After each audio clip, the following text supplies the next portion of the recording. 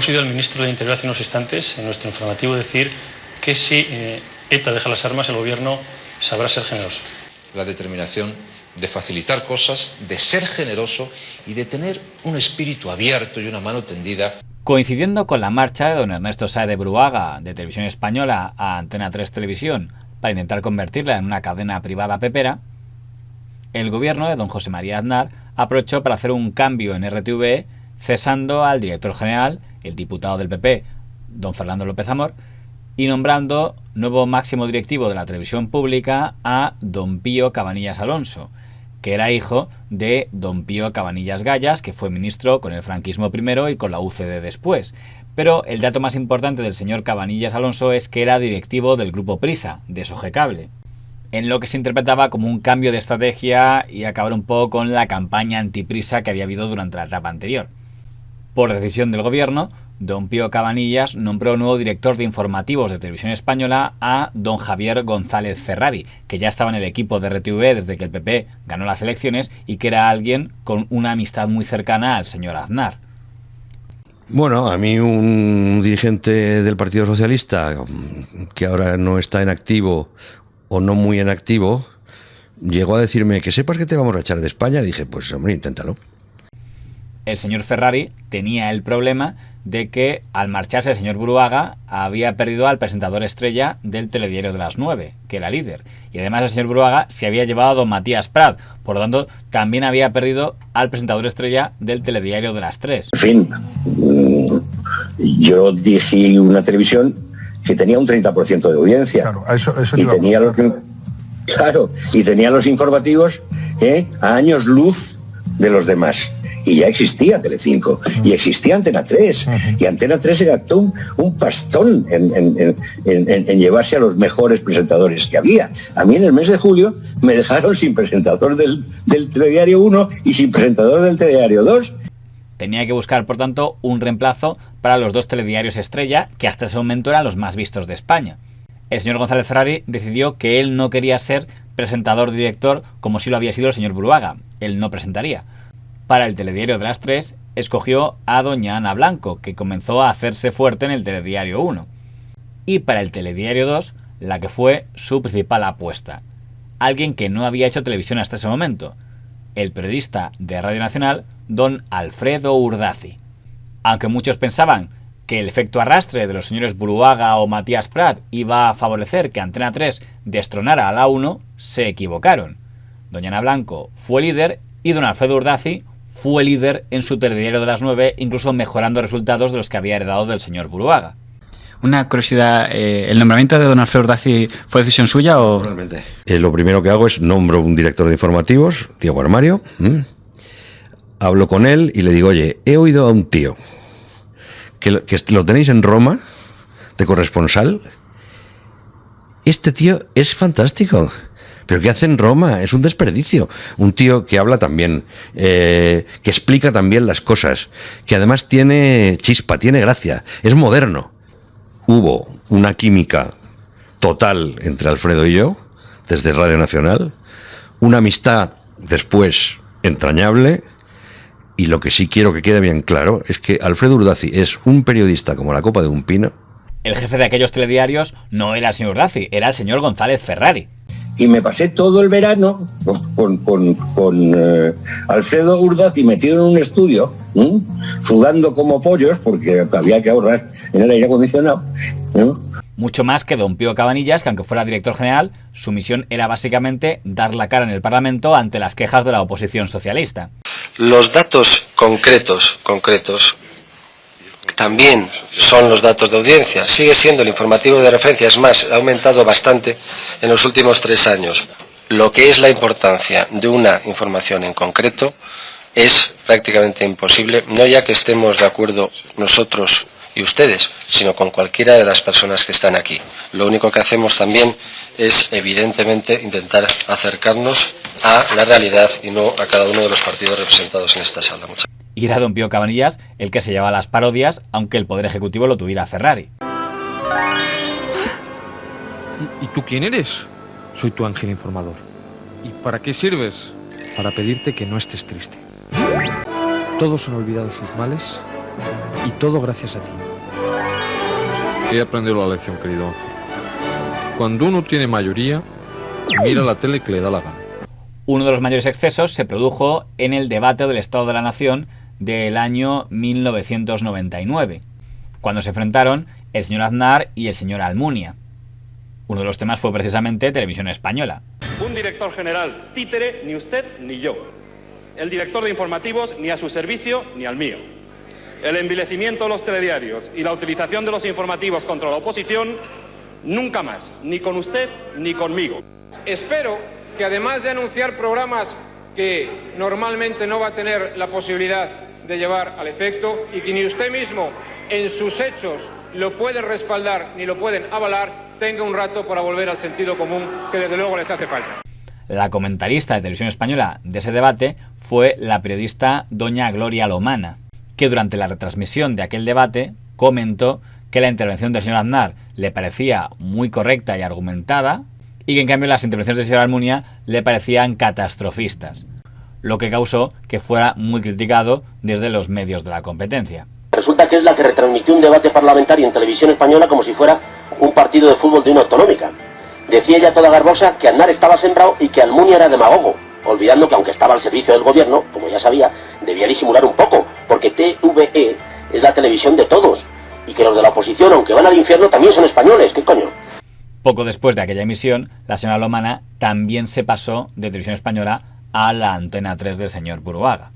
En el año 2000 se celebran elecciones generales. La oposición consideraba que los informativos del señor González Ferrari estaban haciendo campaña a favor del Partido Popular. Hasta dijeron que el color de fondo de los telediarios que usaba el Telediario 1 y el Telediario 2 de las señoras Blanco y Urdaci se parecía demasiado al fondo de campaña de los spots del Partido Popular. Porque somos el único partido que puede lograr en España la sociedad del pleno empleo. Y, si nos creemos lo que escribió el señor JJ Santos en sus memorias, asegura que el señor González Ferrari mandó a 2 redactores al telediario que ellos dirigían, el Telediario 3, a seleccionar muy directamente los cortes de las noticias electorales para favorecer al Partido Popular. Pero el momento más tenso de la campaña electoral del año 2000 a efectos de Televisión Española será que en plena campaña electoral irrumpirá un comunicado denunciando manipulación en los telediarios del señor González Ferrari como nunca había habido hasta ese momento, firmado por periodistas de Televisión Española. El gobierno de José María Aznar ha llevado a extremos sin precedentes de manipulación los medios de comunicación públicos. Hoy la democracia española está amenazada. Os llamamos a apoyar el 12 de marzo las listas del PSOE y las de Izquierda Unida. Y firman, entre otros, el señor Juan Antonio Sacaluga, su hermano don Miguel Ángel Sacaluga, doña Alicia Gómez Montano, doña María José Bueno, Pepa Bueno, don Eduardo Sotillos o don Diego Carcedo. Es importante señalar que cuando firman ese documento todavía siguen siendo empleados de la redacción de Televisión Española. El señor don Juan Antonio Sacaluga sigue formando parte de la plantilla de Televisión Española. El señor don Miguel Ángel Sacaluga sigue siendo corresponsal de los telediarios de Televisión Española en París. Y la señora doña Alicia Gómez Montano sigue siendo subdirectora de Informe Semanal. Es decir, forman parte de ese equipo de informativos que, según ellos, dirigido por el señor González Ferrari, está manipulando como nunca nadie lo había hecho hasta ese momento en RTV. Hay que decir que el señor González Ferrari no expedientó, ni sancionó, ni relevó a ninguno de ellos, al menos en ese momento. Yo no recuerdo haber echado a nadie. No sé si usted ha oído eso tan bonito de cuerpo a tierra que vienen los nuestros, ¿eh? Pues le aseguro que es una cosa cierta, lo de cuerpo a tierra que vienen los nuestros. Y eso del fuego amigo y esas cosas también existen. Y aunque su crítica podía tener bastante base, el hecho de que a la vez que criticaban la RTV pidieran el voto para el PSOE y para Izquierda Unida, pone un poco en entredicho que su crítica fuera en nombre de la objetividad. Como en ese momento el portavoz de comunicación del PSOE era don Alfredo Pérez Rubalcaba, al grupo que lideraban el señor Sacaluga y la señora Gómez Montano empezó a ser conocido como el Comando Rubalcaba en Televisión Española. Don José María Aznar ganó las elecciones del año 2000 y con mayoría absoluta, por lo cual su dominio sobre Televisión Española ahora era todavía mayor. Don Pío Cabanillas dejó de ser director general de RTV para pasar a ser ministro y el nuevo director general de toda RTVE fue don Javier González Ferrari. En el gobierno Aznar se produce un hecho bastante interesante, que es la primera vez que dos periodistas ocupan el cargo de máximo jefe empresarial ejecutivo de dos de las principales cadenas de televisión de España. Don Ernesto Sáez de Buruaga, que siendo periodista es nombrado consejero delegado de Antena 3 Televisión, y don Javier González Ferrari, que es nombrado director general de RTVE, siendo bastante llamativo que dos personas que no eran gestores empresariales, sino periodistas, tuvieran semejante poder mediático, y es muy difícil desligarlo al pequeño hecho de que los dos eran amigos personales de la persona que casualmente en ese momento era presidente del gobierno. Don Javier González Ferrari nombra a su número 2, don Alfredo Urdazi, nuevo director de informativos de RTVE, aunque siempre dio la imagen de que el señor Ferrari seguía mandando en informativos y el señor Urdazi era un poco como su mandado. Una de las primeras cosas de esta segunda etapa de los señores Ferrari y Urdazi fue suprimir el Telediario 2 de los señores JJ Santos y Ribagorda y reemplazarlo por doña Carmen Tomás, presentadora y economista de prestigio, pero también considerada una figura afín al Partido Popular en aquel momento. Buenas noches. Era el mensaje claro y contundente que la alcaldesa de Lasarte enviaba a las instituciones. Al margen de los informativos, don Javier González Ferrari nombra director de TVE y por tanto responsable de la programación al señor don Álvaro de la Riva. La única serie española que ha triunfado en Estados Unidos. Oye, ¿tú has visto y es de esta casa. Y es adaptación? gracias, espera que lo diga, a nuestro querido Álvaro de la Riva, que en paz descanse, que fue el que creyó en mí. En la etapa del señor Álvaro de la Riva se pone en marcha la serie Cuéntame, que se convertirá en un símbolo de RTVE. También en su etapa se pondrá en marcha uno de los programas más rentables de la historia de la televisión, Operación Triunfo. Las nuevas estrellas de la canción, los chicos de Operación Triunfo, han salido del hábitat donde han logrado la fama, los platós de televisión española, y han entrado en contacto con el público, en vivo y en directo. Ha sido en Zaragoza.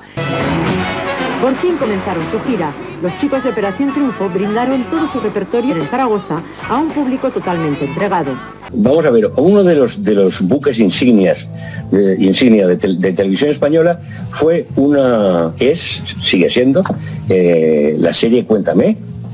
La serie Cuéntame la firmé yo en el año 2001. Y ahí sigue. ¿Y sigue por qué? Porque era un buen producto y funcionaba. Como funcionó Operación Triunfo. Sí, sí. Que conseguimos hacer una cosa limpia de ese programa. Es decir, ahí no había cámaras en los dormitorios, ni otras cosas que hemos visto en otras cadenas. Este tipo de programas suelen ser muy exitosos, aunque también suelen dejar agujeros en las arcas del Estado. El famoso debate de si una televisión pública debe competir por la audiencia con las televisiones privadas, tirando precios cuando juega con presupuesto público, siempre ha estado allí y tuvo mucho que ver con la salida del señor don Álvaro de la Riva del cargo de director de TVE. Un episodio que también tuvo cierta controversia, porque el señor don Álvaro de la Riva había protagonizado en gran medida el mayor pelotazo de la productora Yes Music, de los señores Tony Cruz y Mainat, los productores de Operación Triunfo. Claro, que después de dejar Televisión Española, no mucho después, él acabará trabajando para Yes Music, habría la duda de puerta giratoria, agradecimiento por los servicios prestados. Cuando nosotros hicimos aquello, además yo fui uno de los instigadores, es decir, de lo que nos quejábamos era de que Televisión Española, que durante años había desdeñado la música y no había posibilidad alguna de que los cantantes y los músicos tuviéramos un espacio en televisión, de pronto hiciese un programa de televisión tan grande y tan importante, pero para favorecer a la empresa privada, ¿no? Vamos, de hecho, un directivo de Televisión Española muy importante terminó siendo un alto ejecutivo en la productora que hacía el programa. Es decir, alguien en Televisión Española entendió que debían favorecer con dinero público a la empresa privada, y ese fue la queja y el lamento. El plano más criticable desde el punto de vista político de esta etapa de don Javier González Ferrari al frente de RTVE eran las tertulias de Radio Nacional de España. Según la oposición, estas tertulias estaban formadas casi exclusivamente por tertulianos de antiizquierda. Eran fijos figuras como don Carlos Dávila, don Román Cendoya, el señor don Ramón Pi, doña Curri Valenzuela o el señor don César Alonso de los Ríos, que digamos que no se caracterizaban por tratar demasiado bien al PSOE en sus análisis de la actualidad. Y al señor González Ferrari era el que le tocaba defender a esos tertulianos en las comparecencias del Congreso. En la tertulia de Radio Nacional de España del pasado 5 de diciembre, su tertuliano habitual, César Alonso de los Ríos, en relación a las posiciones de Rodríguez Zapatero y López Garrido sobre el indulto a Gómez de Liaño, se pronunciaba de esta forma tan mesurada. Cito entresacando un par de frases. Son de una ignorancia, de una agresividad tremenda y de un partidismo realmente repugnante. Señor director general, le vengo demostrando que las tertulias de Radio Nacional de España no brillan precisamente por su sentido de la proporción y del equilibrio. Mire, señor Martínez Laseca, la crítica es parte esencial de la libertad de expresión. Aunque a este director general no le gusten las palabras usadas, tales como repugnancia o ignorancia, estamos ante una crítica libre y firmada. Yo creo que con su presión, ustedes lo que intentan es una suerte de nueva censura previa o autocensura de los contertulios de Radio Nacional de España. Y esto no es posible en democracia. Muchas gracias. Que se pedía su cabeza incluso por intervenciones de tertulianos. O sea, Carlos Dávila ha dicho no sé qué, que dimita. Se ha metido con no sé qué juez, que dimita. No sé. Pero eso es así, eso era así. Pero no que dimita el tertuliano, que dimita usted. No, yo claro, quería que dimita. Hombre, claro. Vamos a ver. Independientemente de que yo estuviera de acuerdo, porque no siempre estaba de acuerdo con las cosas que yo oía en Radio Nacional, veía en Televisión Española. No siempre yo estaba de acuerdo como director general del ente, ¿eh? Pero en fin, no estaba de acuerdo de un lado y de otro, ¿eh? O sea, vamos a dejarlo claro. Pero lo que yo sí tenía que hacer era, una vez al mes, ir al Parlamento, a la Comisión de Control Parlamentaria, que era una cosa encantadora. Hasta que descubrí que todos los que me preguntaban no sabían nada de televisión ni de radio. Que el que sabía era yo. Y eso ya me empezó a tranquilizar un poco más. Bien es cierto que el tener que ir al Parlamento, dar ese tipo de explicaciones y aquellas preguntas que eran casi todas absurdas, ¿no? Me provocaba una desazón notable los días previos. Javier, que me soportaba también entonces, sabe que yo llegaba allí. Luego me iba creciendo, ¿no? Esto es como la radio. Cuando tú vas a hacer un programa de radio, el pellizco en el estómago lo tienes hasta que se enciende la luz. Cuando se enciende la luz y empiezas a hablar, desaparece. Pues esto era lo mismo. Y además dejaban fumar entonces en las comisiones. Vamos, en el Parlamento se podía fumar. Yo llegaba a fumarme una cajetilla entera en 4 horas de comparecencia. Pero si lo tuyo es puro teatro, es un programa que nos cuesta 4.700.000 pesetas y que no tiene ninguna contraprestación, pues es muy difícil el mantenimiento. En el año 2002 es la fastuosa boda de la hija del señor don José María Aznar. Y es muy interesante ver a los invitados porque entre ellos hay 6 periodistas.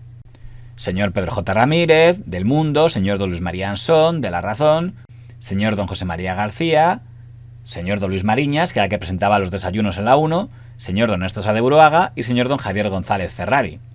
Era la mejor demostración de quiénes eran los periodistas más cercanos a ese núcleo mediático del señor Aznar, un grupo de periodistas a los que no les fue nada mal cuando el señor Aznar fue presidente. Y como decía antes, resulta complicado pensar que en el ascenso del señor Buruaga y el señor Ferrari no tuvo nada que ver el señor presidente del gobierno. Pero igual es que la gente es muy mal pensada. En ese mismo año 2002 se convoca una huelga general por parte de UGT y comisiones obreras. El responsable, en última instancia, de toda la cobertura de RTVE, aquella huelga general del año 2002, era don Javier González Ferrari. Pero muy poco después de que se produjera la huelga general y antes de que se desarrollaran los pleitos contra la cobertura de la misma, don Javier González Ferrari comunicó al señor Aznar que estaba cansado y que quería dejar la dirección general de RTVE. Con lo cual, el señor González Ferrari también se pasó a trabajar para el grupo Antena 3, que en ese momento parecía ser el destino predilecto por todos los periodistas aznaristas. Como la oposición no tenía ningún interés en atacar al señor Ferrari una vez se hubo marchado a Antena 3 porque nadie quería tener problemas con Antena 3, a partir de ese momento toda la crítica contra la forma de hacer informativos de todo el periodo del señor Aznar se iba a concentrar en una única persona, que era el presentador del Telediario 2, don Alfredo Urdaci. Mientras que el señor Ferrari quedó bastante indemne de esa estigmatización. Aunque por lo menos se puede decir que cuando a él se le ha preguntado, siempre ha defendido al que fue su principal apuesta y al que le tocó recibir todos los golpes una vez él se hubo marchado. Es uno de los periodistas más injustamente tratados de este país, que es decir, le crearon una leyenda negra monstruosa, porque hay algunos que eso lo saben hacer muy bien, y desde luego, si yo mañana tuviera que repetir la jugada, la repetiría igual.